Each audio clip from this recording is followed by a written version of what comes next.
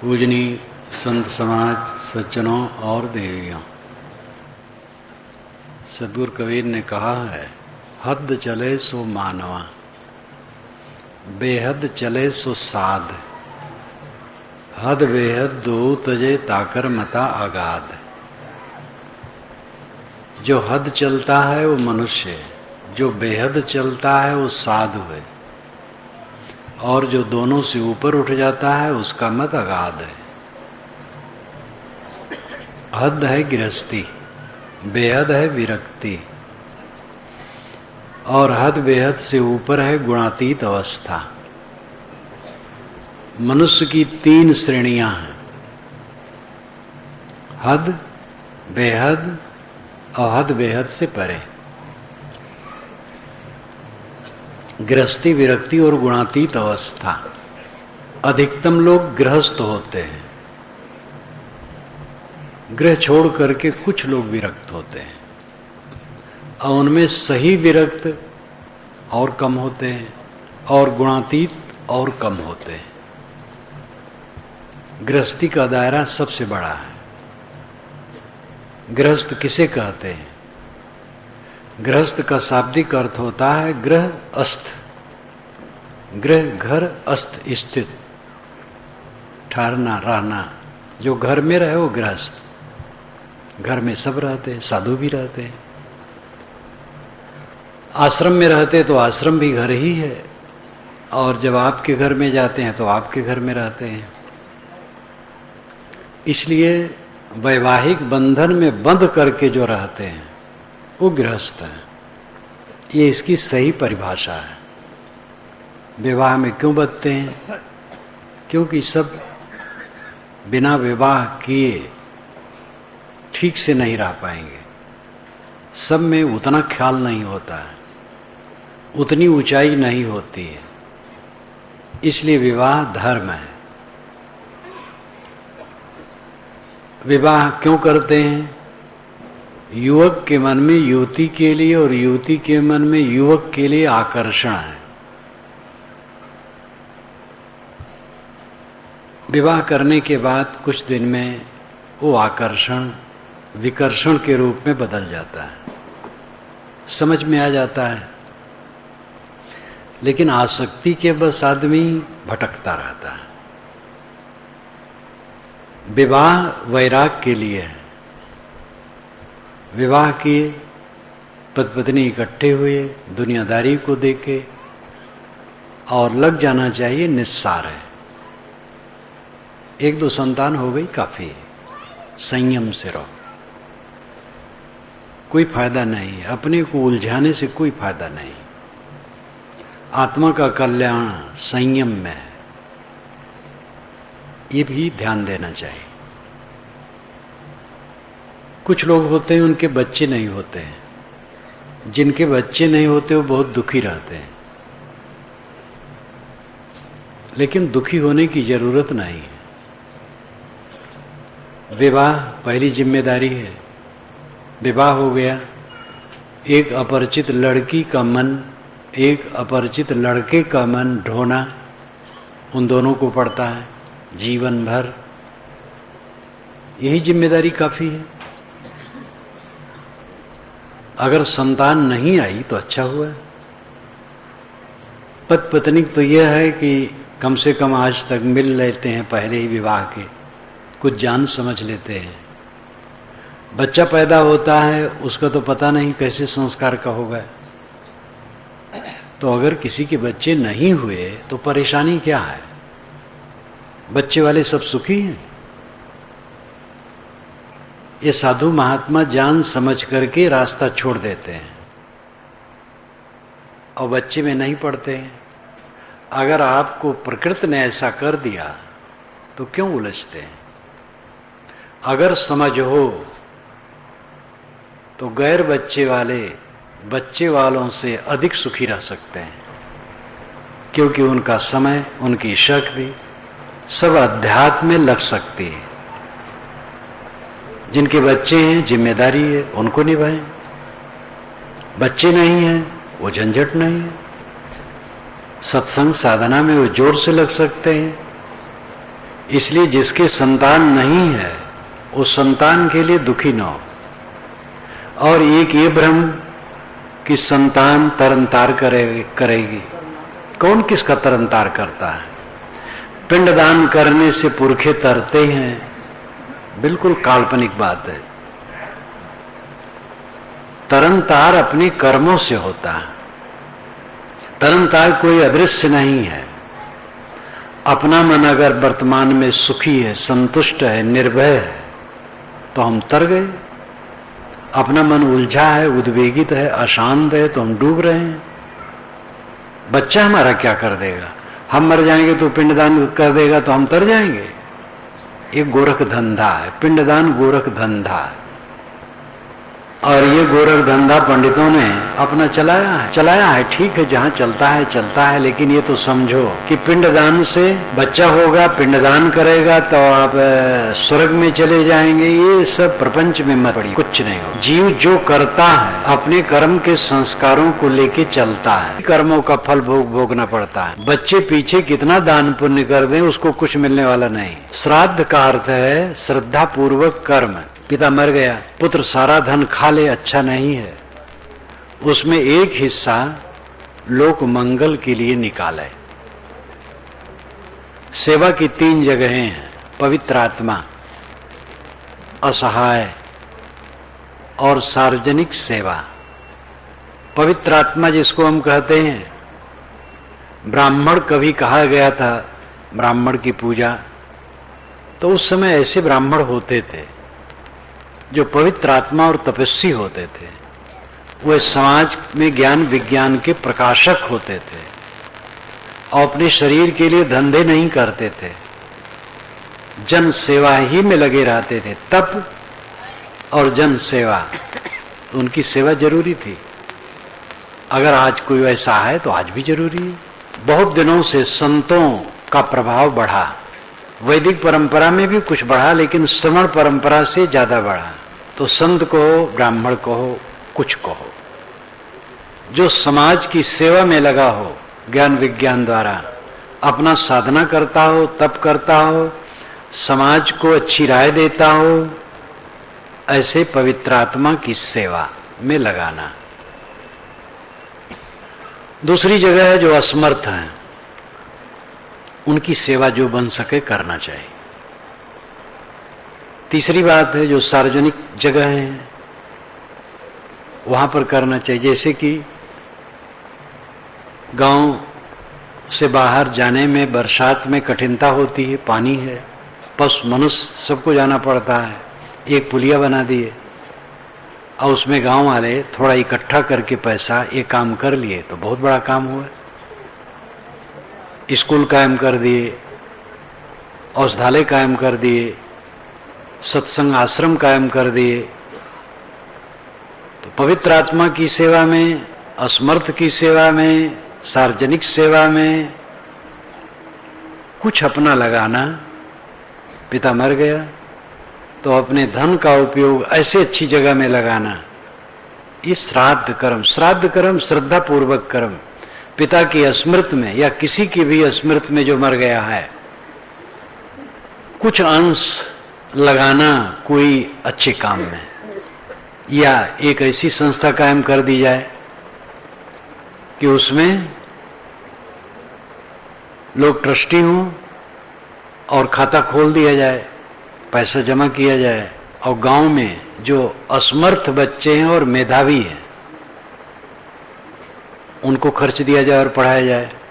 कोई भी समाज की सेवा, पवित्र आत्मा, असमर्थ और समाज की सेवा में लगाना, ये श्रद्धा पूर्वक कर्म है, यही श्राद्ध है और ये करना अच्छा है। तो पिता को पुत्र तारेगा क्या? डुबाएगा। मोह माया बढ़ेगा उसमें, आप डूबेंगे, तरेंगे नहीं। और पुत्र के लिए तो पता नहीं क्या क्या करने लगते हैं लोग। ऐसा अपराध करते हैं कि बुढ़ापा में पछताते हैं। एक सज्जन ऐसा कुछ नाजायज धन कमाए, बढ़िया मकान बनाए, बुढ़ापा में बच्चों की जो प्रवृत्ति थी देख करके बड़ी ग्लानि हुई। बच्चे पास में बैठते नहीं थे, उनको बड़ी ग्लानि हुई, मैंने मकान बनाने में इतना अनर्थ क्यों किया। साधारण मकान में बच्चे रह लेते, इन्हीं बच्चों के लिए किया जो मेरे पास बैठते नहीं। बहुत कष्ट उनको हुआ। वे कहते थे कि मकान देख करके मुझे संताप होता है, और गलत काम जो किए थे वो संताप देता रहा। तो पुत्र तारेगा एक भ्रम है। हाँ, पुत्र है, संतान है तो सुंदर बर्ताव करें, वे जो कर पाए करें, ठीक है, अपने तरफ से सुंदर बर्ताव करें। तो जिनके संतान नहीं होते हैं वो इससे दुखी ना हो, उनको तो समझना चाहिए रास्ता काफी अच्छा है। एक ही उपद्रव में पड़े विवाह के, और बच्चे के उपद्रव में नहीं पड़े। गृहस्थी में रह करके आध्यात्मिक दिशा में बढ़ने के लिए साधन क्या है? किसी अच्छे गुरु की शरण, संत की शरण, जहां से बोध सही मिले और पवित्र रहने का प्रभाव जीवन में आए, अच्छी सीख मिले, और सीख ही केवल न मिले, उनका जीवन भी ऐसा पवित्र हो कि उनके दर्शन से, संगत से, याद से अपना मन निर्मल हो। सत्संग की बड़ी जरूरत है, इसी को कहते हैं सत्संग। गोस्वामी जी ने नौधा भक्ति महाराज श्री राम के मुख से कहलवाई, वाल्मीकि रामायण में ये नहीं है। अध्यात्म रामायण में अध्यात्म के लेखक ने नौधा भक्ति का निरूपण किया, गोस्वामी जी ने उसको और तराश करके मानस में रखा। रामायण रहस्य आप पढ़िए तो उसमें सब विवरण मैंने दिया है। वाल्मीकि ने क्या कहा, अध्यात्म ने क्या कहा, और मानस ने क्या कहा। तो उन्होंने प्रथम भक्ति संतन कर संगा कहा। प्रथम भक्ति संतों की संगत है। प्रथम भक्ति तीर्थ नहीं कहा, मूर्ति पूजन नहीं कहा, नाम जप नहीं कहा, यज्ञ हवन नहीं कहा, संतों की संगत का। सत्संग से ही विवेक जगता है, इसलिए सबको सत्संग का आश्रय लेना चाहिए और ऐसे सद्गुरु की शरण होनी चाहिए जो बोधवान हो और रहनी संपन्न हो, छल कपट वाला ना हो। दर्जनों ईश्वर के अवतार आजकल घूमते हैं, बड़ी बड़ी दुकानें हैं, वे कृष्ण के अवतार हैं, राम के अवतार हैं, शिव के अवतार हैं, कबीर के अवतार बहुत लोग बने जिन्होंने अवतारवाद का खंडन किया। उन्हीं कबीर के अवतार बन करके समाज को गुमराह करने वाले हुए हैं, आगे भी होंगे। गुरुडम पहले भी था, आज भी, आगे भी रहेगा। कबीर साहब ने गुरुडम का खंडन किया, रोशनी दी, रास्ता दिया, वाणी दी, पढ़िए, गुनिए, सावधान रहिए। गुरुडम खत्म नहीं होगा, ये रहेंगे। आपकी सावधानी के लिए वो वाणी है। ये कहो वाणी सबको बराबर कर दे, सब ग्रहण कहा करते हैं। कितने ऐसे गुरु नामधारी हैं जो कबीर साहब ने वो साखियां कहीं गुरु की महिमा में, उसी को अपनी पुस्तक में छापते हैं और प्रवचन में कहते हैं। और जो गुरु की गलतियों पर तर्क है कबीर साहब की वाणी में, उसका नाम नहीं लेते हैं। गुरुआ तो सस्ते भय कौड़ी अर्थ 50, अपने तन की सुध नहीं शिष्य करन की आश। झूठे गुरु के पक्ष को तजत न कीजय बार, द्वार न पावे शब्द का भटके बारंबार। ऐसे बहुत सी साखियां हैं साहब की जो गुरुडम का खंडन करती हैं, उसका वे नाम नहीं लेते हैं क्योंकि उसमें उन्हीं की पोल पट्टी खुलती है। बस गुरु के सामने अपना सिर दे दो, समर्पित हो जाओ, ये साखियां कहेंगे। तो सच्चे गुरु की पहचान क्या है? जिसमें सरलता है, चमत्कार जितना है सब फंसाने का तरीका है। हमारे गुरुजी अवतार हैं, या हमारे गुरुजी एक ही समय में अनेक जगह रह सकते हैं। वे भाषण करते हुए एक ही दिन 11 बजे दिन में बंबई, दिल्ली, मद्रास, कलकत्ता में दिखाई दिए, टेलीविजन से दिखाई दे सकते हैं, लेकिन ये सब जगह एक ही साथ नहीं रह सकते। आकाश में उड़ते हैं, सबके मन की बात जानते हैं, पुत्र धन देते हैं, रोग काटते हैं, या और भी ऐसी बातें हैं। चमत्कार जितना है पूरा छल कपट है, चाहे वो किसी के नाम में लगा हो, दुनिया के बड़े से बड़े पुरुष के नाम में लगा हो, संत के नाम में लगा हो, किसी के नाम में लगा हो। चमत्कार उसे कहते हैं जो कारण कार्य व्यवस्था से भिन्न है। कारण कार्य व्यवस्था एक कारण से कार्य होता है, जैसे कल बादल आया और हम आकाश में हाथ उठाते बादल फट जाए, पानी न आवे, बंद हो जाता, ये चमत्कार है। ऐसा कोई नहीं कर सकता है। ये तुक है कि कोई ऐसा नाटक करे उस समय तो बंद हो जाए। किसी के कहने से वर्षा बंद नहीं हो सकती है, और किसी के कहने से वर्षा हो नहीं सकती है। वर्षा के जितने कारण हैं प्राकृतिक हैं और जड़ हैं। तो चमत्कार की बात, एक जगह आग लगी थी तो उन्होंने हल्ला किया कि मंदिर जल गया लेकिन शास्त्र बच गया। अब ऐसी जगह हो सकता है कि शास्त्र रहा हो, बच गया हो, लेकिन वहां आग लगे, कहे नहीं शास्त्र बच गया। तो मैंने कहा आग पर शास्त्र रख दिया जाए सबके सामने, और बच जाए तो मान लिया जाएगा बच गया हो गया। तो बगले झगड़ने लगे।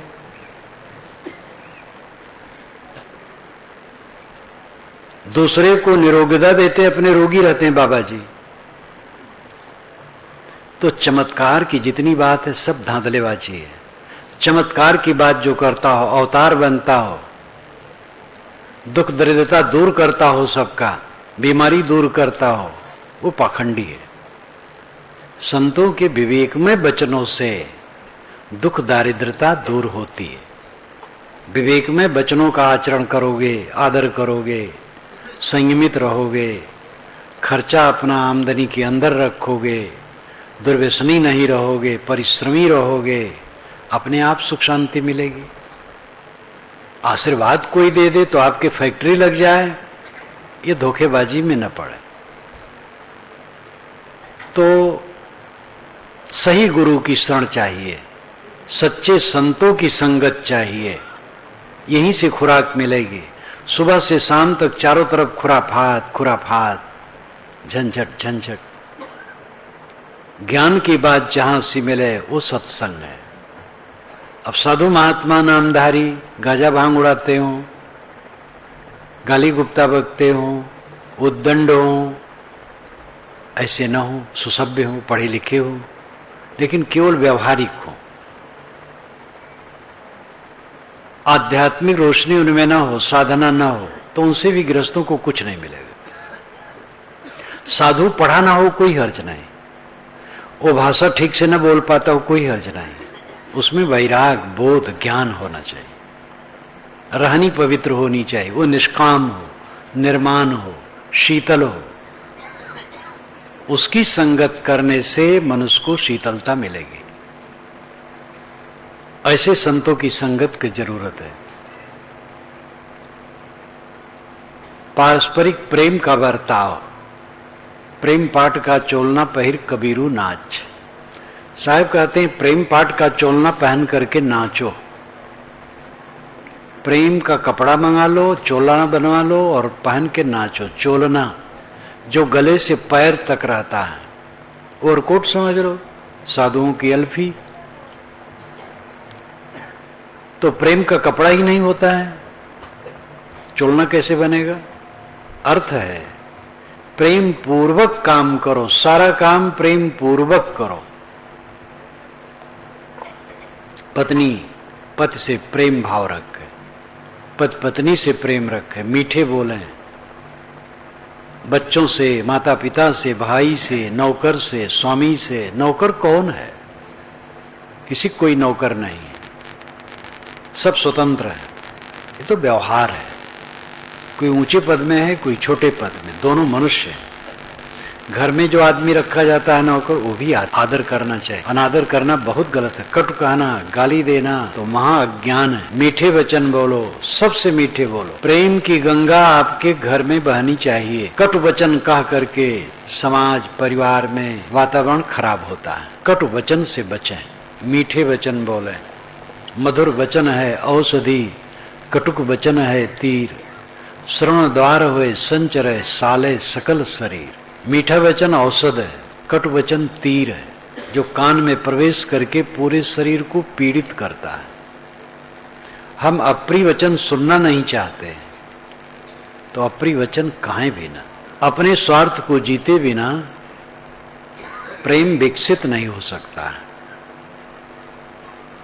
महाराज राम ने अपने स्वार्थ को जीत लिया तो भाई भरत के लिए राज छोड़ दिया। अगर उनको राज्य का स्वार्थ होता तो डट पड़ते, अंत में गद्दी उन्हीं को होती, भरत आते उन्हीं को देते।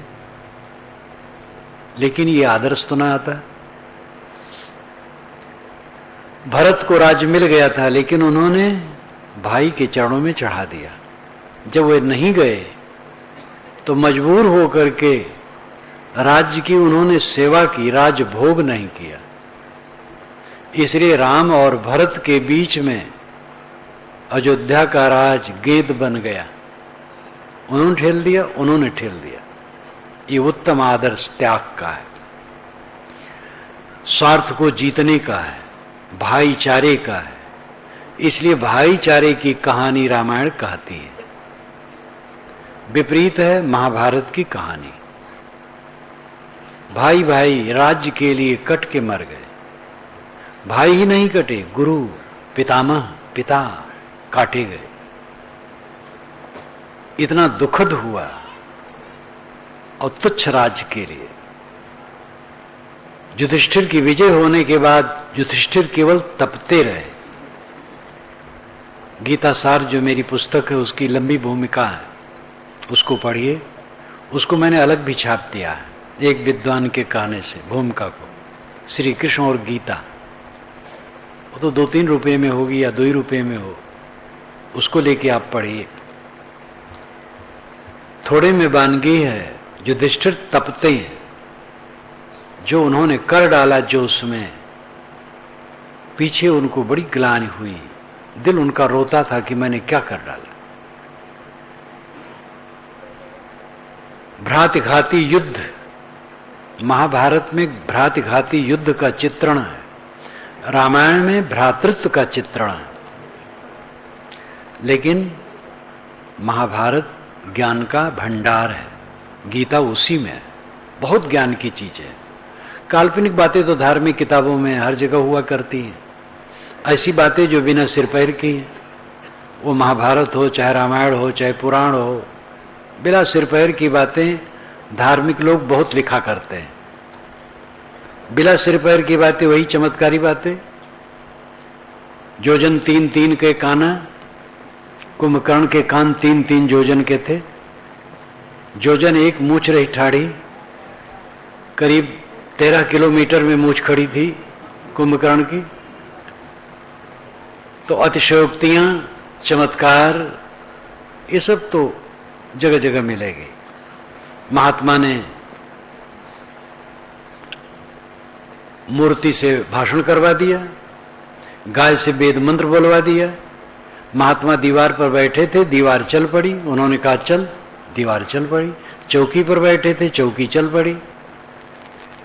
सब बातें झूठी हैं, चाहे किसी के लिए कही गई, सब झूठी है। धर्म वालों ने बड़ा नुकसान किया है, मनुष्य को बहुत भ्रमित किया है। सच्चा ज्ञान नष्ट हो गया है और ये मन को नर्वस करके बौद्धिक शोषण, फिर आर्थिक शोषण, शारीरिक शोषण, शारीरिक शोषण तक धार्मिक लोग करते हैं। ऐसे भी धार्मिक लोग होते हैं, वो धार्मिक नहीं अधार्मिक है। कारण कार्य व्यवस्था सर्वत्र है, विश्व के शाश्वत नियम है,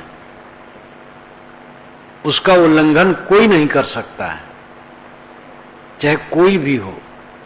जितने महापुरुष हैं केवल मनुष्य हैं, कोई अलौकिक नहीं है। जितनी पुस्तकें हैं सब मनुष्य की रचनाएं हैं। जितने संप्रदाय हैं मनुष्य के चलाए हैं। अलौकिकता नाम की कोई चीज नहीं। जो कुछ है कारण कार्य व्यवस्था के अनुकूल है, सृष्टि क्रम के अनुकूल है। इसलिए कोई संप्रदाय सत्य का एकाधिकारी ठेकेदार नहीं है। हमारे मोक्ष और स्वर्ग का ठेकेदार कौन संप्रदाय है? कोई संप्रदाय नहीं है। और संप्रदाय वालों को बड़ा घमंड है। हर संप्रदाय वाला मानता है कि स्वर्ग और मोक्ष हमारे संप्रदाय से होगा, दूसरे से नरक होगा, बंधन होगा। कोई संप्रदाय स्वर्ग और मोक्ष देने में समर्थ नहीं है। अपने मन में निर्मलता है, ये स्वर्ग है। मन मैला है, नरक है। अपना मन मोह ग्रसित है, बंधन है। मोह मिट गया, मोक्ष है। ये व्यक्तिगत बात हुई। संप्रदाय इसमें क्या करेगा? हाँ, संप्रदाय में अच्छे संत हैं, विचारवान हैं, गुरु हैं, पीर हैं, वे रास्ता दिखाएंगे। तो किसी संप्रदाय में हो, विवेकवान है, उनसे रास्ता मिलेगा। एक मुस्लिम फकीर हो, त्यागी हो, वैराग्यवान हो, संतुष्ट हो, उससे रोशनी मिलेगी।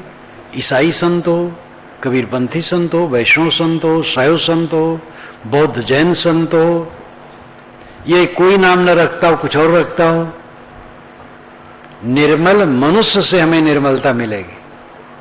आग के पास गर्मी मिलती है, पानी के पास शीतलता, दुर्जन के पास दुर्जनता मिलती, सज्जन के पास सज्जनता। मन वाणी कर्म से जो निर्मल हैं, शीतल हैं, उनकी संगत से शीतलता मिलेगी। संप्रदाय इसमें काम नहीं करता है, संत काम करते हैं। अगर वकालत आपको सीखना है तो किसी बड़े वकील के पास रह के अभ्यास करना होगा। डॉक्टरी तो बड़े डॉक्टर के पास। यहां तक चोर बनने के लिए बड़े चोर से प्रशिक्षण लेना पड़ता है। कई बार अपना सामान आप भूल जाते हैं और मिनटों खोजते नहीं मिलता है, और चोर मिनटों में सब काम करते हैं वहां पर जहां वो कभी गए नहीं। तो चोर को भी गुरु करना पड़ता, बड़ा चोर। तो कहीं भी निर्देश तो लेना पड़ेगा। अगर हमें शांत प्रिय है, सुख प्रिय है, तो ऐसे मनुष्य से हमें संबंध जोड़ना चाहिए जो सुखी और संतुष्ट हो। अब वो एसी भवन में रहते हैं, कार में चलते इसलिए सुखी हैं, ये भ्रम है, ये बाहरी चीज है। सुखी वह है जिसके मन में निर्भयता है, शीतलता है, निष्कामता है, निर्माणता है, निर्द्वंदता है, जिसे जीना मरना बराबर है। अभी शरीर है, अभी मरने के समय आ जाए कोई हर्ज नहीं, मरना कुछ है ही नहीं। ये कूड़ा कचड़ा लगा है, गिर जाएगा बस। अपना आप शुद्ध बुद्ध है। जो पूर्ण कृतार्थात्मा है वो सुखी है। ऐसे सुखी मनुष्य की हमें जरूरत है। यही है सत्संग, यही है गुरु शरण। और यह अमुक संप्रदाय से मतलब नहीं रखता है, किंतु उस व्यक्ति से मतलब रखता है। और ये संप्रदाय मोक्ष के ठेकेदार बने बैठे हैं, स्वर्ग के ठेकेदार बने बैठे हैं। कबीर साहब ने इन सबको फटकारा है। जैसे जातिवाद का उन्होंने खंडन किया है, कोई जाति ऊंची नीची नहीं, कोई वर्ण ऊंचा नीचा नहीं, वैसे संप्रदायों के विषय में भी कहा है। तो हमें कहीं संत संगत में जुड़ना चाहिए जहां से हमें आध्यात्मिक खुराक मिले, और निर्भ्रांत ज्ञान होना चाहिए। भूत प्रेत नाम की कोई चीज नहीं है, भूत प्रेत कोई योनि नहीं है, ये भ्रम है। पूरा काल में छोटा छोटा ग्रुप होता था, 2-4 झोपड़ियां यहां हैं, 10-20 झोपड़ियां हैं, और उसमें 150 लोग रहते हैं, कमाते खाते, उनके पास धन संग्रह हो गया है। आज से यहां से 10 किलोमीटर दूर, 15 किलोमीटर दूर कहीं और ऐसी जगह है जहां लोग हैं, वे और बलवान हैं, बीच में जंगल है। वे आए, हमला किए, मारे, काटे, लूटे, ले गए। और ऐसा कोई राज सत्ता नहीं रही उस समय, ऐसा कोई नहीं था कई राजा मिलकर के इस पर पंचायत करें, कुछ दबाव करें, कुछ नहीं। आए, काटे, जितना बन सका काट दिए, लूट ले गए। काटने के बाद उनको लगा कि जिनको मैंने काटा है वे हमारे ऊपर चढ़ रहे हैं। यही भूत की भावना शुरू हुई। जो काटे गए बेचारे अपने कर्म बस गए, वो कुछ नहीं चढ़ाएंगे, अपना मन अपने ऊपर चढ़ने लगता है। भूत की भावना यहीं से शुरू हुई है और इसका विस्तार हुआ। भूत प्रेत चुड़ैल बिल्कुल झूठे हैं। जीव शरीर छोड़ता है, अपने कर्मवश देह धारण करता है। भूत प्रेत नाम की कोई योनि नहीं। अगर योनि है तो कहाँ है, उनके बाल बच्चे वंशज कहाँ हैं, घर द्वार खाना पीना टट्टी पेशाब कोई आधार से तो पता लगे। हम खेत खार में जाते हैं, बाहर मैदान में जाते हैं, बकरे की टट्टी देख करके समझ जाते हैं बकरे ने टट्टी की है, ऊंट की, हाथी की, बैल की। भूत प्रेत की टट्टी देख के पता लगे। घर द्वार बाल बच्चे कुछ तो पता नहीं, एक भ्रम है। और इसकी दुकानदारी पुरा काल से चलती है और आज भी चल रही। इस शिक्षित युग में भी शिक्षित भी बैगा ओझा होते हैं जो समाज को गुमराह करते हैं। सन 54 से लेकर के आज तक छत्तीसगढ़ और बस्तर के क्षेत्रों में और उड़ीसा तक के क्षेत्रों में, जहां आज भी उड़ीसा क्षेत्र में कभी कभी आदमी को मार देते हैं देवी पूजा में, वहां जा करके मैंने खूब कहा कोई बैगा सोखा हो आवे, मुझे भूत प्रेत मेरे ऊपर चढ़ा दे, देखता हूं कहां है क्या है। खंडन करता रहा और समझाता रहा समाज को, आज तक कोई नहीं मिला। कुछ सोखा बैगा आए तो स्वयं डर गए हमसे। वो समझा होगा हमसे बड़ा सोखा होगा ये। तो भूत प्रेत नाम की कोई चीज नहीं, झाड़ फूक करवाने कोई आवश्यकता नहीं। नजर लगती है, बिल्कुल झूठी बात है। टोना लगता है, बिल्कुल झूठी बात है। हाथ की रेखा किसी को मत दिखाओ, हाथ से मेहनत करो। हाथ की रेखा देखने वाले अपने हाथ की रेखा नहीं जानते हैं। सब शांत रहें, अभी प्रकाश आ जाएगा। वे अपने भाग्य को नहीं जानते हैं, इसलिए कभी भी हाथ की रेखा ना दिखाओ। दिशाशूल नाम की कोई चीज नहीं है।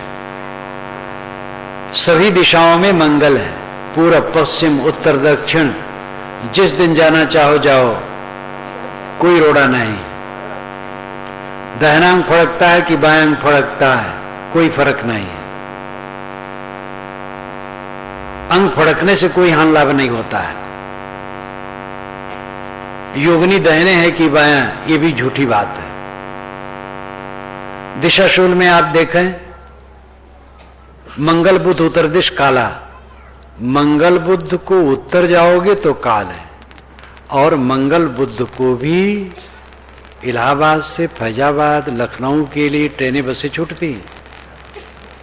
बृहस्पति को दक्षिण जाओ तो काल है, बृहस्पति को उधर से आती हैं। दिशाशूल कुछ नहीं, अंग फड़कने से कोई हानि लाभ नहीं। छुछा घड़ा देख लिए काम बिगड़ गया, भरा घड़ा देखे बन गया, ये भी झूठ है। तेली ने तेल लेकर के आगे अपशकुन कर दिया। तेली देख लो तेल सहित तो बंटा ढार। और रोज लोग तेल लगाते हो, तेल खाते हो, बंटा ढार नहीं होता है। तेली बदनाम कर दिया गया। ये समाज कितना अनुचित धारणा बना करके बैठा है। अंगूठियां पहनी जाती हैं उंगलियों में, पंडित लोग बताते हैं, लोग बताते हैं, सज्जन पढ़े लिखे, बल्कि पढ़े लिखे लोग ज्यादा पहनते हैं। 95% अंगूठियां पढ़े लिखे लोगों में पहनी जाती है, अनपढ़ों में बहुत कम। अब वो पढ़े लिखे लोगों को ठगने भी रहता है, अच्छा उनसे ज्यादा पैसा मिलता है। उनके पास पैसे हैं, वे खूब नग और सोने चांदी पहन भी सकते हैं। कोई कह दे ये पहनो ये लाभ होगा तो लाओ पहन ले, सरलतम पहन लेते हैं। पहली बात तो आप अपने उंगलियों का सौंदर्य नष्ट करते हैं। प्रकृति ने जो उंगलियों को बनाया बहुत सुंदर बनाया है, उसमें रिंग डाल करके क्यों उसको बदसूरत करते हो?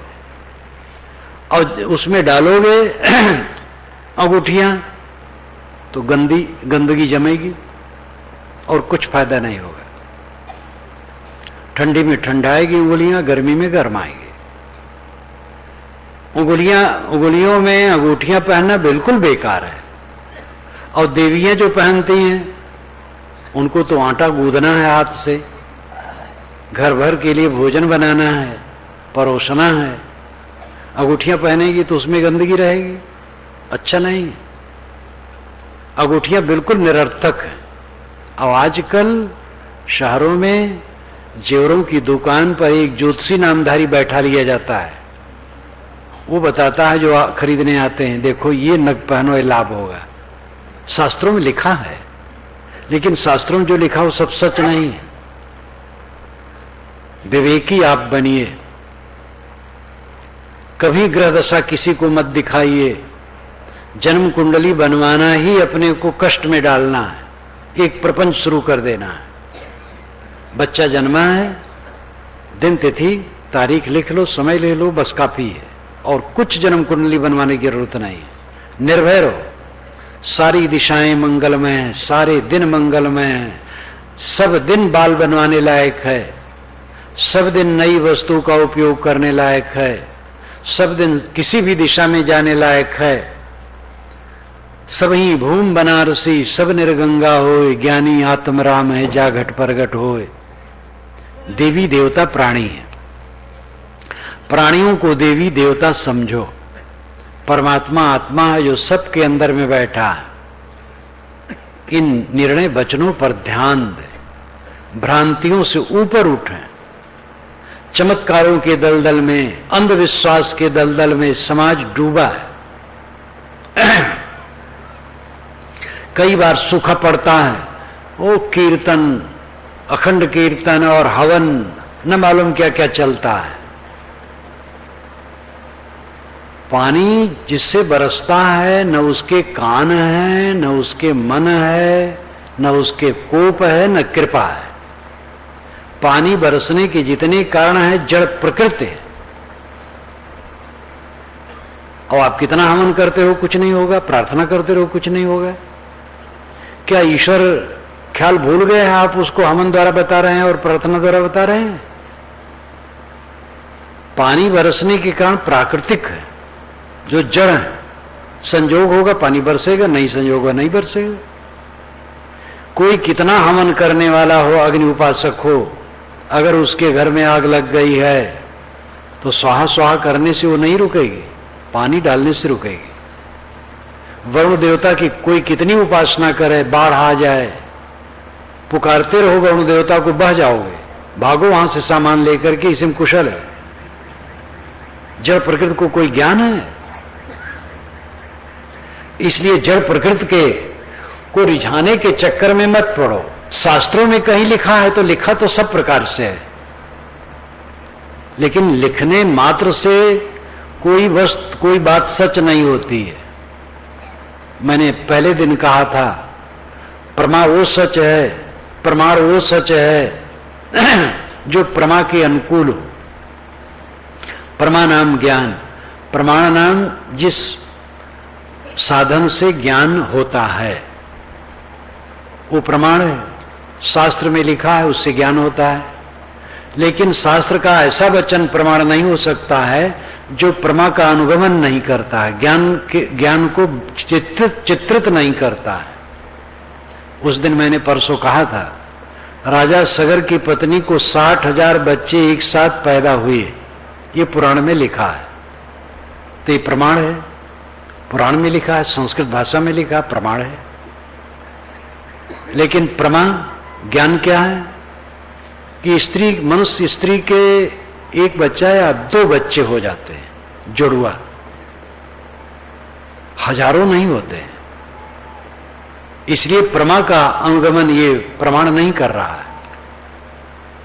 राहु केतु सूरज को निगल लेते हैं, ग्रस लेते हैं, ये संस्कृत शास्त्र में लिखा है, लेकिन प्रमा का अनुगमन नहीं करता है प्रमाण, अंधविश्वास से। भूचाल आती है तो शेष जी फण पर पृथ्वी को रखे हैं और वो कहां बैठे हैं ये तो पता नहीं, क्योंकि पृथ्वी को तो सिर पर रखे हैं, तो स्वयं बैठे कहां हैं। अब एक फण पर दुखते दुखते जब दुखने लगता है तो दूसरे फण पर पृथ्वी को सरका लेते हैं, बस उसी समय भूचाल आ जाती है। लेकिन ये प्रमाण प्रमा का अनुगमन नहीं करता। शास्त्र के मोह को छोड़ दो, साथ साथ शास्त्रों के सच्चे वचनों को मानो। शास्त्र बेकार नहीं है, और शास्त्र के नाम पर आंख मूंद करके मानने से कल्याण नहीं है। शास्त्रों में तो ऐसा भी लिखा है, ईश्वर और देवता के नाम पर निरीह प्राणियों को काटो। ये बकरे, मुर्गे, सूअर, गाय, घोड़े, ऊंट, खच्चर, निरीह प्राणी बेचारे, मासूम, इनको ईश्वर के नाम पर, देवता के नाम पर काटने पर ईश्वर और देवता खुश होते हैं। भला कोई बात हुई? ईश्वर दयालु होगा, देवता दयालु होगा, तो निरपराध प्राणियों को काटने से वो खुश कैसे होगा? इतनी सी अकल नहीं आई अभी तक, जंगली युग बना हुआ है। ये शास्त्र प्रमाण प्रमा का अनुगमन नहीं करता है। हमारे गुरुजी आकाशगामी थे, हमारे गुरुजी 500 वर्ष के हैं। अरे 100 वर्ष जीना मुश्किल होता है, कोई कोई 100 से ऊपर जाते हैं।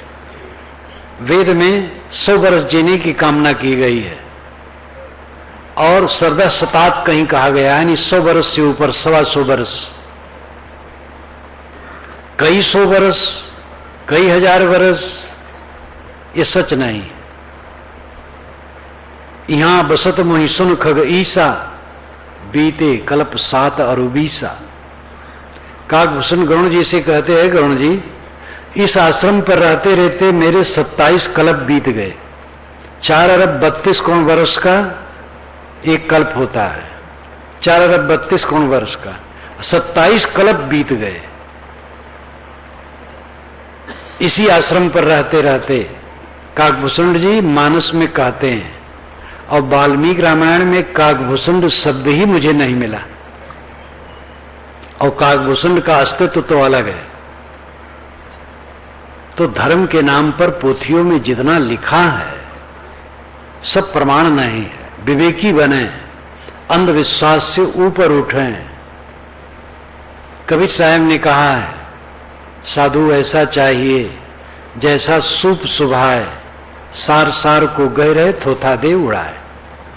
साधु का मतलब हम हमारे वेश वाले नहीं, सभी सज्जन साधु हैं, सभी मनुष्य साधु हैं। कहीं कबीर सुनो भाई साधु, एक साहेब के कहने का स्टाइल जगत प्रसिद्ध है। पूरे मानव को साधु कहते, नर नारी सबको। वही नर नारी सही हैं जो फटक पछोड़ करके सार लेते हैं। साधु ऐसा चाहिए जैसे सूप सुभाए। वेद के ऋषि कहते हैं, सक्त में तुतना पुनंतो यत्र धीरा मनसावा चमकृत, अत्रा सखाया सख्या न जानते भद्र श्याम लक्ष्मी निहितादिवाच। जैसे चलनी से सत्तू छाना जाता है, वैसे विवेक से वाणी को छानो। वैदिक युग में सत्तू बनता था। अच्छा, चिवड़ा दही का पता नहीं, चारों वेदों में मुझे चिवड़ा दही नहीं मिला। गोस्वामी जी ने चिवड़ा दही बारात में खिलवाया है। अब गोस्वामी जी तो चिवड़ा दही वाले जमाने में थे, लेकिन महाराज राम का अस्तित्व तो वैदिक युग में होना चाहिए। उस समय चिवड़ा दही पता नहीं। तो सक्त म्यू तितुना, सक्तुम यू तित उना, तितौ नाम चलनी, तितौना नाम चालना, सक्त नाम सत्तू। सत्तू के समान, जैसे सत्तू चलनी से चाल करके साफ कर लिया जाता है, वैसे मन से विवेक से वाणी को चालो। शास्त्र आदरणीय है, वेद आदरणीय है, वैसे कुरान बाइबिल जिंदा वेस्ता आदरणीय है, गुरु ग्रंथ आदरणीय है, समस्त वाणी आदरणीय है। कबीर साहब की वाणी आदरणीय है, गोस्वामी जी की वाणी आदरणीय है, सबकी वाणी आदरणीय है। सभी महापुरुष आदरणीय हैं, सभी परंपराएं आदरणीय हैं, लेकिन विवेक उससे अधिक आदरणीय है। हर जगह विवेक की जरूरत है। विवेक छोड़ करके, कारण कार्य व्यवस्था का बोध छोड़ करके, विश्व के शाश्वत नियमों की अक्ल को छोड़ करके अंधविश्वास की पूंछ पकड़ करके बैठना बहुत गलत है। कबीर साहब ने अपनी वाणियों में खूब कहा है। कबीर साहब की पूरी वाणी आप मनन करना चाहें तो बीजक रखें। बीजक की 2 खंडों में व्याख्या है, इसका मनन करें। कबीर साहब की वाणी बीजक की जब मैं व्याख्या कर रहा था, चलते चलते मैंने उसको किया था अनेक प्रदेशों में। डायरी अगर आप देखो तो उसमें मिलेगा, पृष्ठ पर ऊपर लिखा है भोपाल, तो अमुक जगह अमुक जगह अमुक जगह, जहां जहां रहा ऊपर लिख दिया, तारीख लिख दिया, जगह लिख दिया। चलते चलते मैंने उसको लिखा। कई बार कलम रख देता था कि उस जमाने में, उस अंधे युग में ये महापुरुष इतना केवल सत्य कहने वाला, कैसी खोपड़ी थी। और ये धार्मिक है, आध्यात्मिक है, नास्तिक नहीं है, महाआस्तिक है। हम लोग कबीर साहब को सदगुरु कहते हैं और आम लोग उनको संत शिरोमणि महासंत कहते हैं।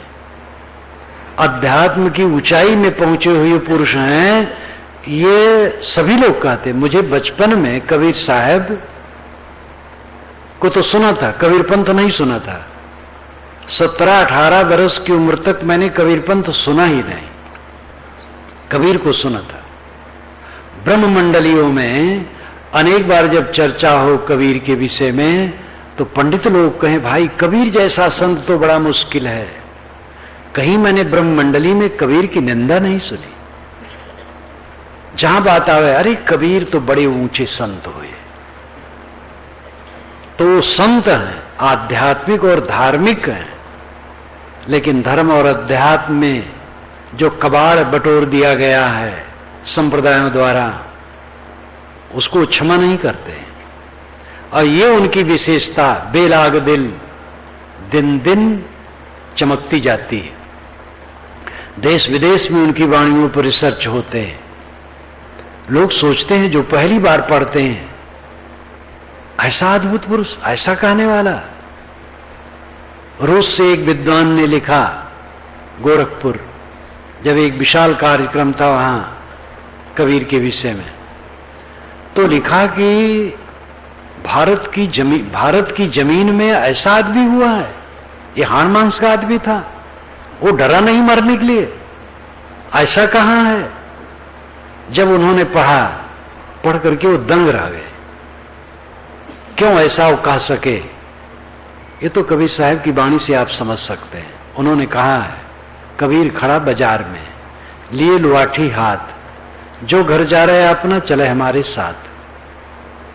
कबीर साहब कहते, मैं बाजार में खड़ा हूं, हाथ में लुआठी लिए हूं, अपने घर को फूंक दो भाई तो हमारे साथ चलो, नहीं इतना ही बनेगा, क्योंकि घर की याद करोगे तो हमारा साथ दे नहीं पाओगे।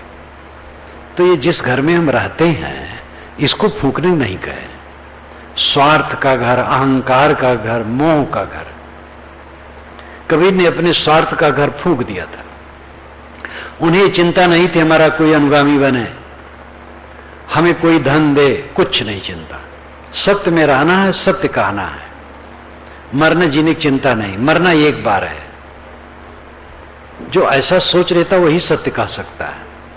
और पूरे इतिहास में कबीर ऐसे अद्भुत पुरुष हैं कि बेलाग वे सत्य कहते हैं।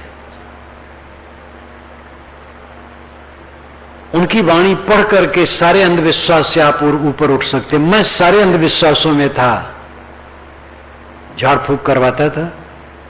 एक बार हमारी उंगली मोटी हो गई और खुजलाने लगी अंगूठे के पास वाली दाहिने में, तो सोखा के पास गया तो कहा, बेटा तुम लिखते पढ़ते बहुत हो इसलिए नजर लग गई। तो उसने भभूत दिया, फूंक करके लगाया, 2-3 लगाया, 2-3 दिन ठीक हो गए, क्योंकि ठीक होना था। बस उत्तुक बैठ जाता है। तो झाड़ फूक करवाता था, भूत प्रेत मानता था, जो अंधविश्वास सामान्य है सब मानता था। कबीर साहब का बीजक 3 महीने पढ़ा और भूत प्रेत जादू टोना सब बह के पता नहीं कहां चले गए। अगर आप मन से बिल्कुल निरोग होना चाहें, निर्भ्रांत होना चाहें, तो बीजक पढ़ें। मैं कह रहा था निर्भ्रांत दृष्टि अपनानी चाहिए। सत्कर्म में प्रेम हो, किसी को धोखा मत दो। किस लिए धोखा दो? धोखा दोगे, गलत काम करोगे तो भी जिंदगी चलेगी, ईमानदारी से चलोगे तो भी जिंदगी चलेगी, लेकिन दोनों के परिणाम में बड़ा फर्क होगा। धोखा दोगे, गलत काम करोगे, चित्त उबलता रहेगा, मन खराब रहेगा, आज दुख रहेगा, आगे भी दुख रहेगा। ये जीवन पूरा नहीं है। शरीर छूट जाएगा, आत्मा अमर है, उसे अपने कर्मों का फल भोग आगे भी भोगना पड़ेगा।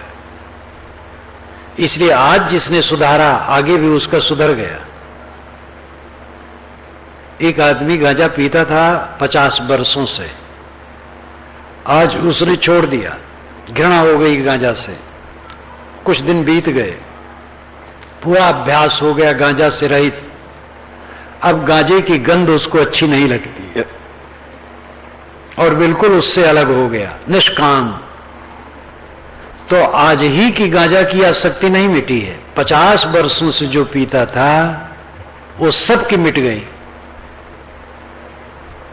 मानो उसको 1 महीने में गांजा की आसक्ति छूटी। तो 1 महीने की गांजा की आसक्ति वो नहीं छूटी है, जो पीछे 50 वर्षों से पीता था वो सब की छूट गई है। और अगर फिर गांजा न पिए तो पूरा जीवन उससे मुक्त रहेगा। ये प्रमाण हुआ। जो गलत काम हम आज तक करते थे उसको छोड़ दें, अब आज से गलत काम न करें। जो गलती किए थे उसके लिए ग्लानि हो जाए, उसको दोहराएं ना और सही काम करें, तो हमारा जीवन उद्धार हो गया। दीवार गलती नहीं करती, आदमी गलती करता है। आपसे गलती हो गई तो उसको लेकर के मन को बहुत संतापित मत करो, बस गलती छोड़ दो, आगे रास्ता बनाओ। अपने शरीर के लिए, परिवार के लिए, किसी के लिए भी पाप न करो।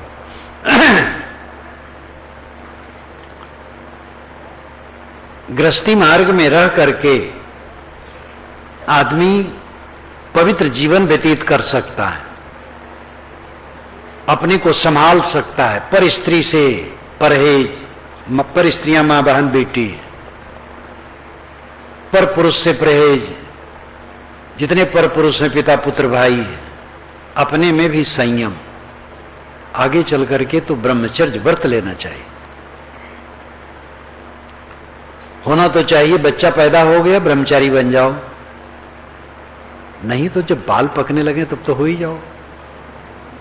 ऊपर सफेद हो गया, भीतर कब तक सफेद नहीं करोगे? संयम अपनाओ, अंडा मांस मछली से दूर रहो, ये अच्छा भोजन नहीं है, गंदा भोजन है। प्राणी हत्या से मिलता है, गंदा होता है, रोगमय होता है, घृणित होता है। किसी नशा का सेवन न करो। तंबाकू, पान जो लोग खाते हैं, पान में सुपारी, कत्था, जाफरानी, पता नहीं क्या क्या प्रपंच। पान खाने वालों का मुंह तो और चूल्हा की तरह, लाल पीला काला। कभी पान मत खाओ, कोई नशा का सेवन न करो। आपके दांत मोती के समान चमकने चाहिए। नशा का त्याग। शराब तो सबसे बहुत भारी बुद्धि भ्रष्ट करने वाली है। शिक्षा जब से बढ़ी है, शराब खूब बढ़ी है। सरकार शराब बनाने के लिए लाइसेंस देती है, फैक्ट्रियां खुलती हैं बेचने के लिए, ठेका, और उधर शराबबंदी का प्रपंच करती है। शराबबंदी संस्था भी चलाती है। तो ये तो सरकार का काम है और सरकार भी मजबूर है। हमें आपको सुधारना होगा। दुर्व्यसन रहित, दुर्गुण रहित, रोज समय निकालो, सदग्रंथ पढ़ो, एकांत में बैठो, ज्ञान का ग्रंथ पढ़ो। अपने अपने मान्य शास्त्र का ही पढ़ा करें तो उसमें भी बहुत कुछ चीजें मिलेंगी। ध्यान करो। एकाग्रता के लिए ध्यान की बड़ी जरूरत है। आंखें बंद करो, बंद आंखों में अंधकार प्रकाश जो दिखाई दे उसी में मन को ठहराओ। सांस आती जाती है, स्वयं सांस पर मन ठहराओ। किसी महापुरुष में श्रद्धा है, संत पुरुष में श्रद्धा है, उसके चित्र को मन में ले लो, उसी में मन ठहराओ। किसी आधार में मन को ठहराओ। ऊंची साधना है साक्षी भाव। नदी के किनारे एक आदमी बैठा है और नदी की धारा को देखता है, बहता नहीं, केवल देखता है। धारा आती है, जाती है। साधक मन को देखता है, बहता नहीं। जो याद आती है उसमें बल नहीं देता है, दृष्टा उदास रहता है, तो लुप्त हो जाती है। जो याद आई लुप्त हो गई।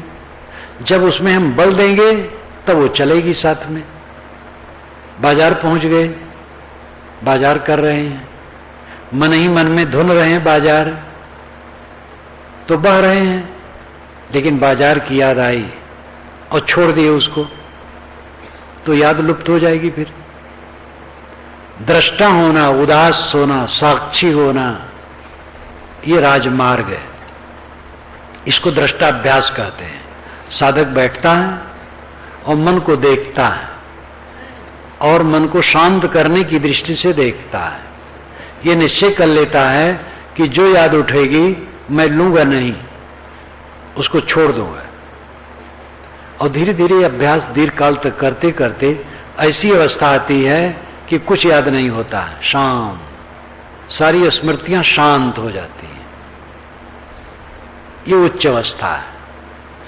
लेकिन पहले तो इतना करो, आंखें बंद करो, बंद आंखों में अंधकार प्रकाश जो दिखाई दे उसी में ठहराओ, सांस पर ठहराओ, किसी संत पुरुष के चित्र पर ठहराओ, कहीं तो कुछ करो। ध्यानाभ्यास रोज करो, अध्ययन करो, अपने गुण दोषों पर विचार करो। जितना क्रोध पहले था अगर उतना ही है, कटु शब्द कहना वैसे है, लोलुपता वैसे है, खाने पीने में लोलुपता, बात बर्ताव में लोलुपता, जितनी लंपटता और इंद्रिय और मन के विकार हैं वैसे हैं, तो ज्ञान कहां, भक्ति कहां, वैराग कहां? ये विकार निरंतर घटें। 2 वर्ष के पूर्व जितना क्रोध था अब उतना नहीं है, कम हो गया। खाने पीने की लोलुपता घट गई है, कटु वचन कहने की अब वैसी बात नहीं है, कम हो गई है, उत्तेजना कम हो गई है। तो ये साधना में सफलता है। अब तो थानेदार भी कहते हैं कि साहब पहले जमाने की तरह अब हम लोग उतनी गाली नहीं देते, क्योंकि आजकल लोग शिक्षित हो गए। फिर भी उनका काम ऐसा है, गाली मार का काम ऐसा है कि वो कहते हैं राजा को गर्म और बनिया को नरम होना चाहिए। तो राजा को गर्म होना ही पड़ता है, लेकिन पुलिस को किसी से दुश्मनी नहीं रहती है। वो समाज को संयत करने के लिए ही कुछ गर्म होता है। और ऐसे भी साधक होते हैं। एक थानेदार तो मेरे पास आए, बैठे, कहे महाराज मेरा ड्रेस आपको अच्छा ना लगे तो मैं उतार दूं। मैंने कहा नहीं, आप पहने रहे। कहे रात में कल आपका प्रवचन सुना, सिविल ड्रेस में गया था, आज आपसे पूछने आया। क्या पूछना है? निर्मोहता कैसे पक्की हो? कितनी बढ़िया बात, निर्मोहता कैसे पक्की हो?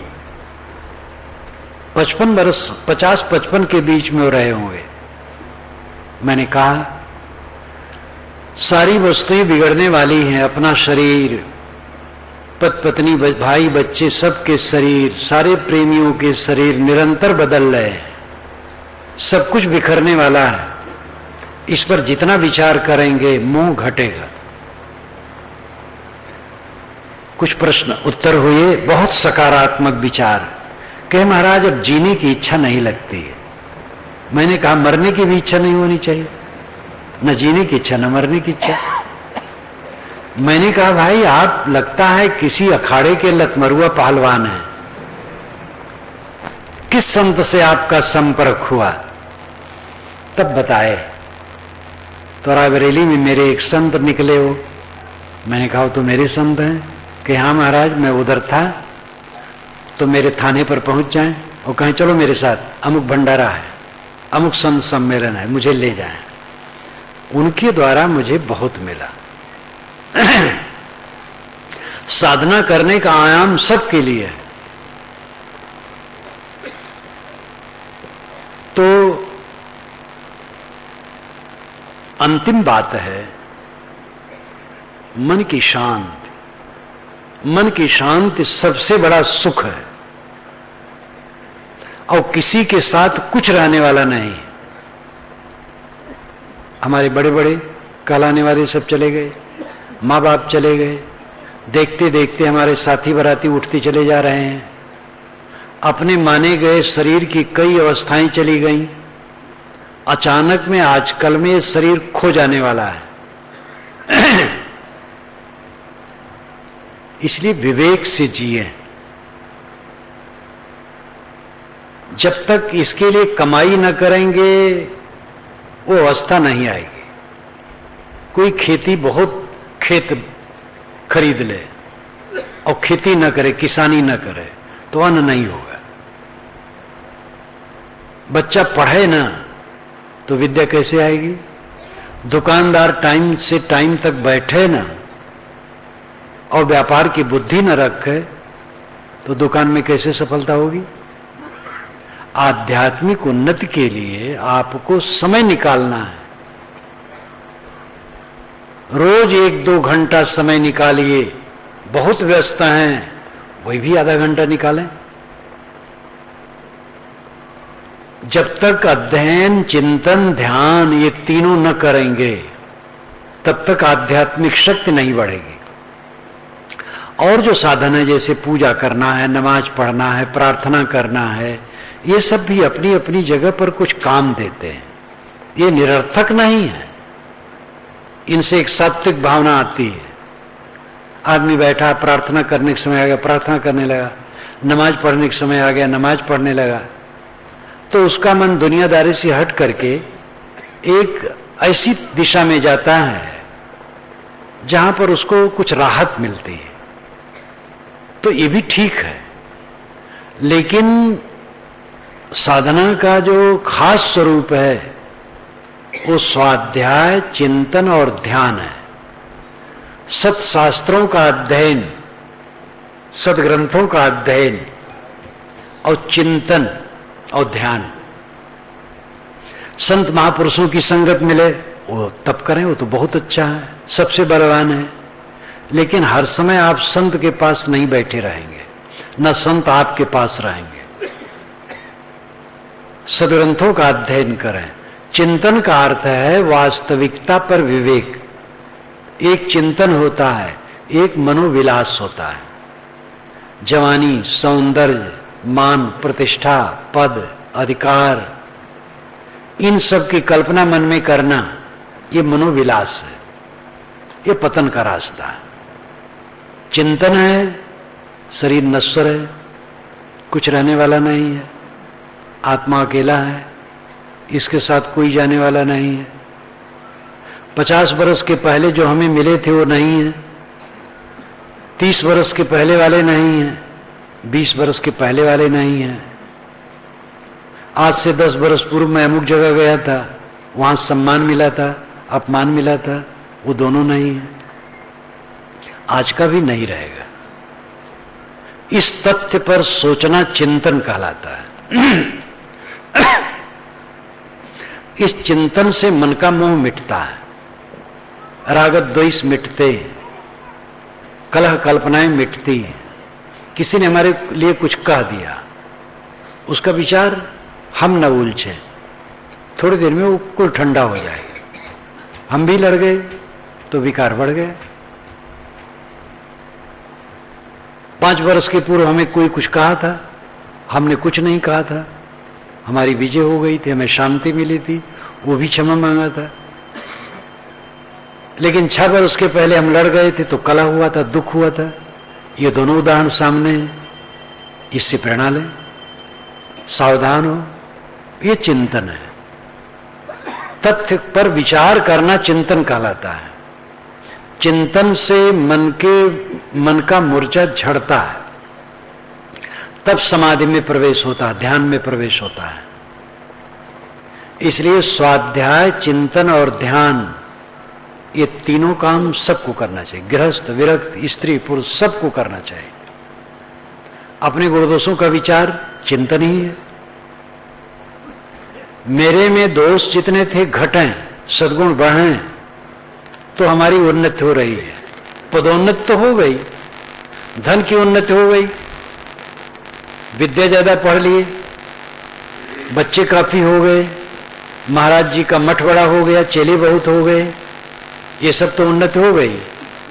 लेकिन मन मलिनता से भरा है, दुखी है, चिंतित है, पीड़ित है, उद्वेगित है, तो क्या उन्नति हुई?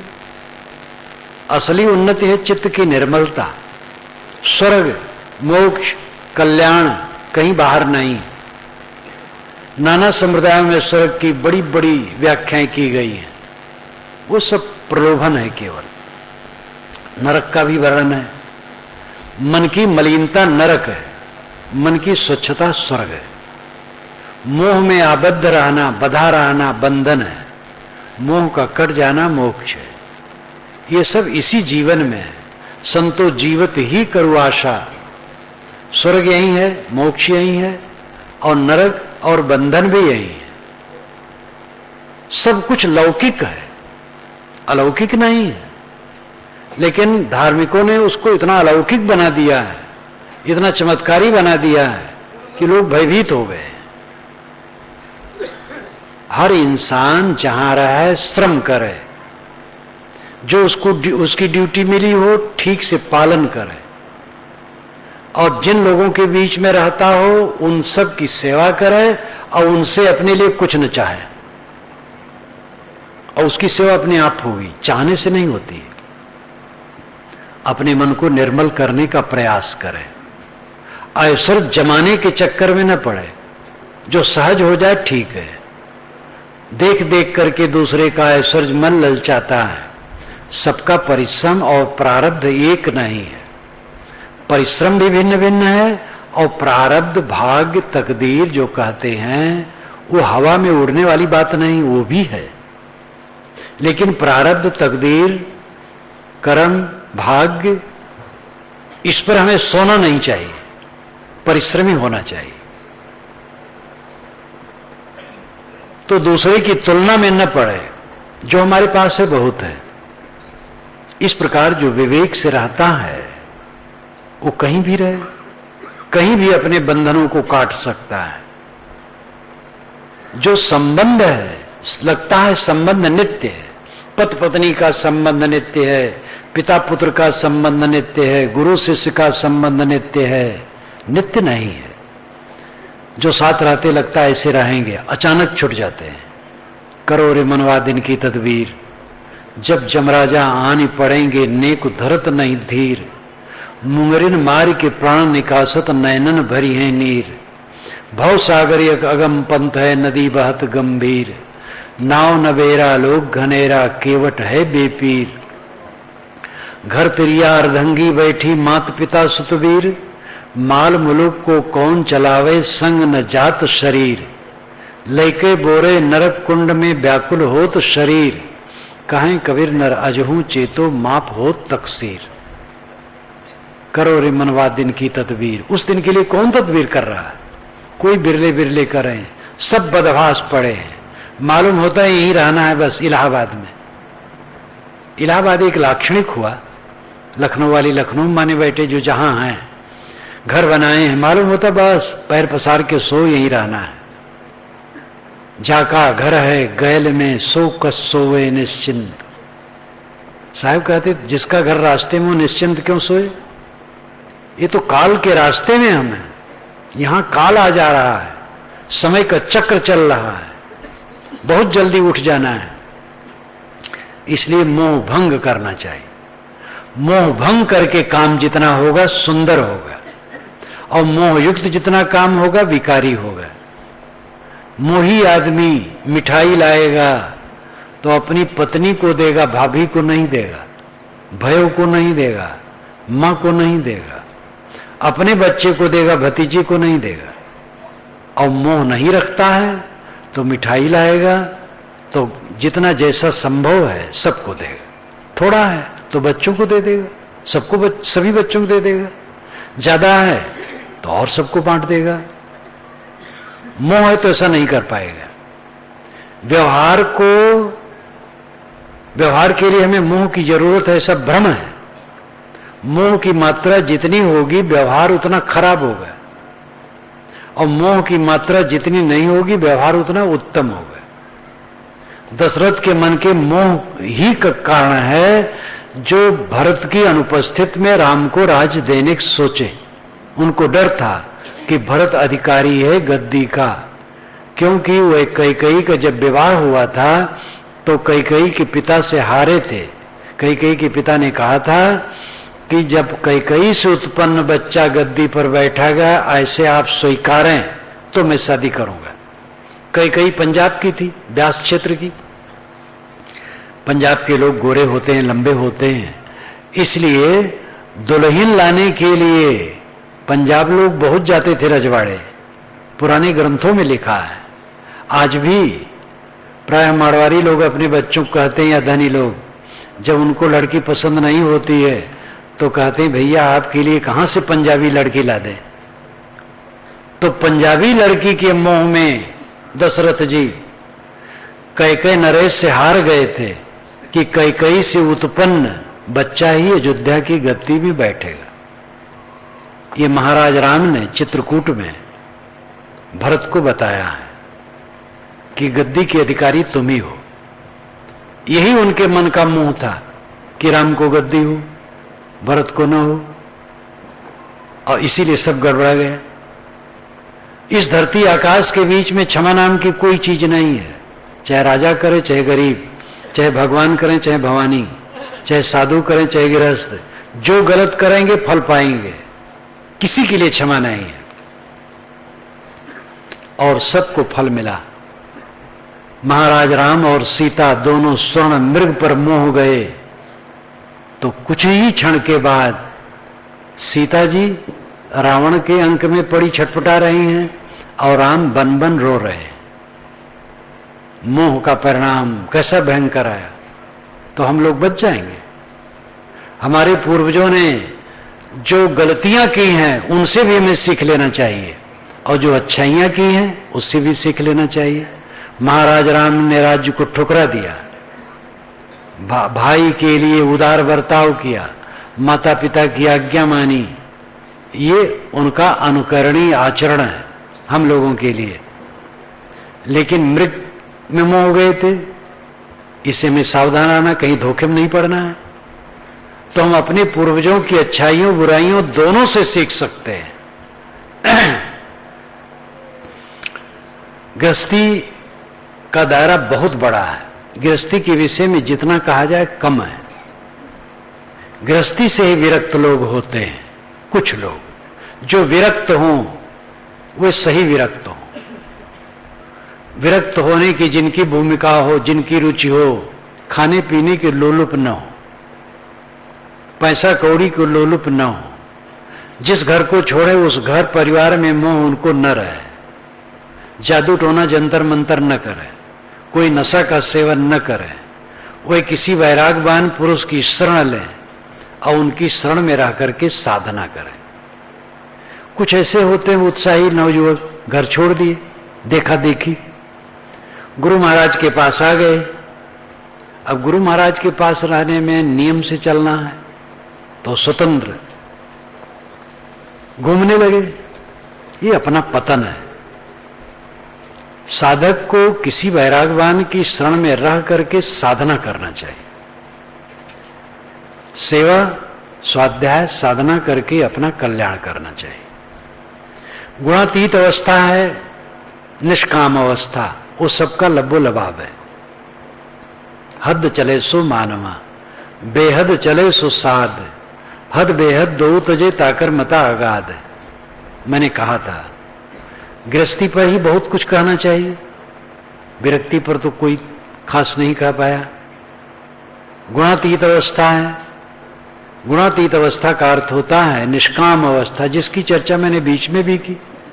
मन ऐसा हो जाए कि मरना जीना बराबर लगे, मरना कुछ नहीं, आत्मा अमर है। ये शरीर हड्डी का ढांचा, चाम का थैला छूट जाएगा, इससे तो हमें परेशानी है, कोई फायदा नहीं है। शरीर में क्या रखा है? शरीर से जो फायदा लेना था वो साधना थी, वो कर लिया, कृतार्थात्मा हो गया, कृत कृत तृप्त। अब न कुछ करना है, न पाना है, न देखना है, न सुनना है, न भोगना है। तृप्त काम, आप्त काम, पूर्ण काम, निष्काम, ये अवस्था गुणातीत अवस्था है। गुणातीत अवस्था का मतलब पूर्ण निर्मोह अवस्था, ये सर्वोच्च अवस्था है। और इस अवस्था को प्राप्त करने के लिए हर इंसान अधिकारी है, नर हो, नारी हो, गृहस्थ हो, विरक्त हो, सब। ये बोध साधना से संभव है। ऐसे बोधवान सदगुरु की शरण, ऐसे संतों की संगत, ऐसी साधना द्वारा जब साधक को ये पूर्ण रूप से अनुभव होने लगता है कि हमारे साथ कुछ नहीं है, अंत में सब बिखर जाने वाला है, वह सांसारिक पदार्थों के लिए राग द्वेष नहीं करता है। और राग द्वेष सारा सांसारिक पदार्थों के लिए होता है। उसके राग द्वेष निवृत्त हो जाते हैं, उसको कुछ पाने की इच्छा नहीं रह जाती है, क्योंकि जो कुछ पाया जाता है खोने के लिए, पाना झूठा है। लगता हम कुछ पा रहे हैं, संग में लगता है कुछ पा रहे हैं, कहां पा रहे हैं? इधर की चीज आई उधर गई, तलोक पानी नदी में जाए, हमारा धुतिया झुराए जाए।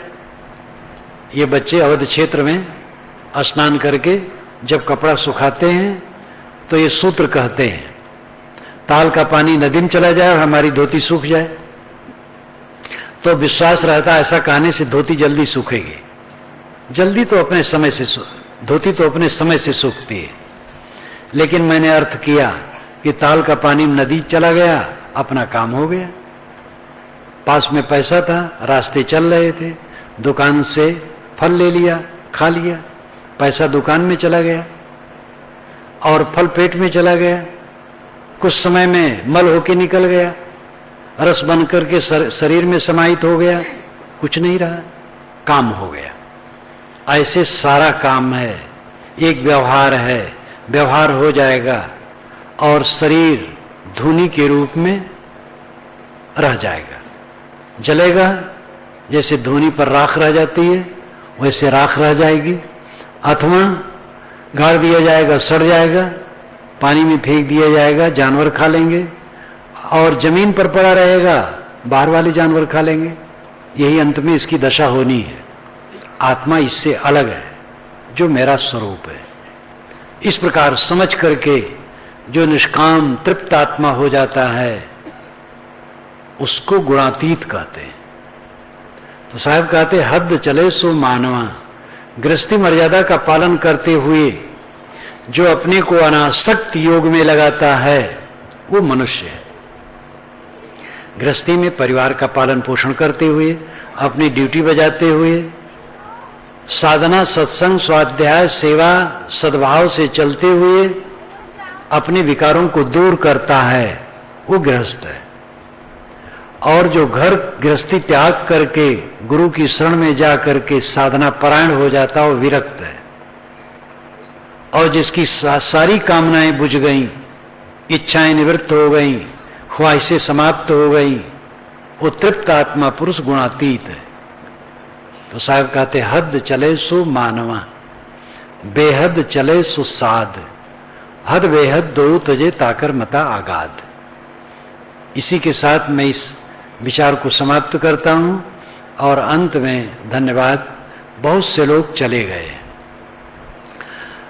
मैं अपने कक्ष में बैठ करके सोचता रहता हूं इस अधिवेशन के बीच में कितनी माताएं हैं, सैकड़ों किलोमीटर दूर से आती, अनपढ़ हैं, हमारी बातों को थोड़ा मोड़ा कहीं समझती होंगी, लेकिन वह बराबर आती।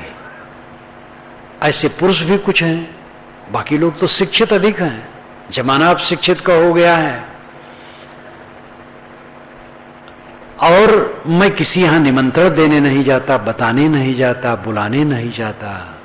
ये सब की कितनी भावना है, कितना उत्साह है। आप लोगों के उत्साह को देख करके मेरा मन बहुत खुश हो जाता है। कितनी भावना है। यहां आने में आपको परेशानी, रास्ते में खर्चा, परेशानी, फिर 3-4 दिनों तक यहां रहने में, खाने में, पीने में, बैठने उठने में, सब में परेशानी। ये सब जो आप उठाते हैं, निश्चित है आप मानते हैं कि बड़ा लाभ मिल रहा है, क्योंकि इसका अनुभव मुझे खुद है। मैं संतों के आश्रमों में जाता था, जब घर में था, जाऊं भंडारा है इतना ही सुन करके खुशी होती थी। भंडारा में खाता नहीं था, जाता था, देखता था, संतों को देखता था, उनकी बोली बानी और भजन वजन कुछ गा दे सुन लेता था, कुछ न गावे, देख करके आनंद आता था और मन में सात्विकता आती। इसलिए संतों के पास जाने से जो मिलता है, जिसकी भावना है, उसको बहुत मिलता है। और जो आना जाना और कष्ट उठाना है बहुत थोड़ा है, फिर भी इतना कष्ट उठा करके बराबर हर साल लोग आते हैं और अधिक ही हर साल अधिक लोग आते हैं। इसको देखते हुए मैं आपको धन्यवाद देता हूँ और इसी प्रकार प्रेम भाव बना रहे, आगे भी सन्मार्ग में चलें। इन्हीं शुभकामनाओं के साथ मैं अपनी वाणी को विराम देता हूं। बोलिए सद्गुरुदेव की जय।